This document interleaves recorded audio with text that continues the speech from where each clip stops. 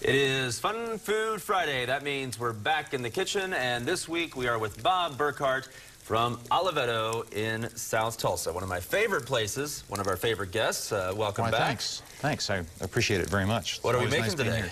Today is Scampi Pasta Oscar, and it's sort of a hybrid of shrimp Alfredo and then steak Oscar. And Oscar topping, if you ever order it on a steak in a restaurant, is crab meat and shrimp, or crab meat and asparagus, I'm sorry. Okay. So we kind of borrowed that theory or that application from the steak and built it into the shrimp Alfredo, and it's turned out to be a really popular dish on this round of chalkboards that we have. I'm sure. Smells great already. And you've been cooking for 2 seconds. Yeah, that's the great thing about olive oil. It's so aromatic that when it starts to heat up, you really get the smell from it. Anyway, on the recipe online, it calls for egg wash and breadcrumbs, and we use a seasoned dry breadcrumb. In the restaurant, we use panko, which is a Japanese breadcrumb that's a little bit crisper. Okay. And tough to find, though, in the real world?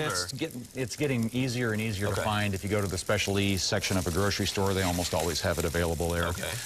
The other thing is, don't cook the shrimp too long.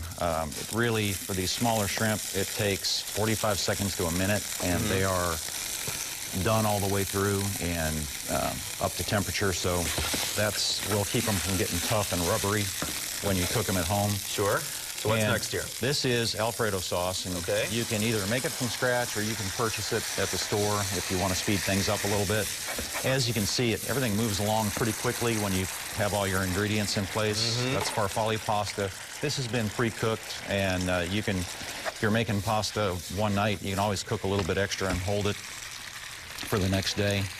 And then finally, we'll put the crab meat in here, and this is already cooked, so you don't want to put it in too early, or again, it'll just fall apart and it's really tough and dries out. So you give everything a quick toss or two, just long enough to heat the pasta through, and you can see from the steam, everything's nice and hot. Now it's really smelling good. Now it smells terrific. That's right. I'll tell you, everything smells better here in the studio because you don't have all the competition from all the other smells in the kitchen. Right. So that's it? This is it. We're all done? Ready to go.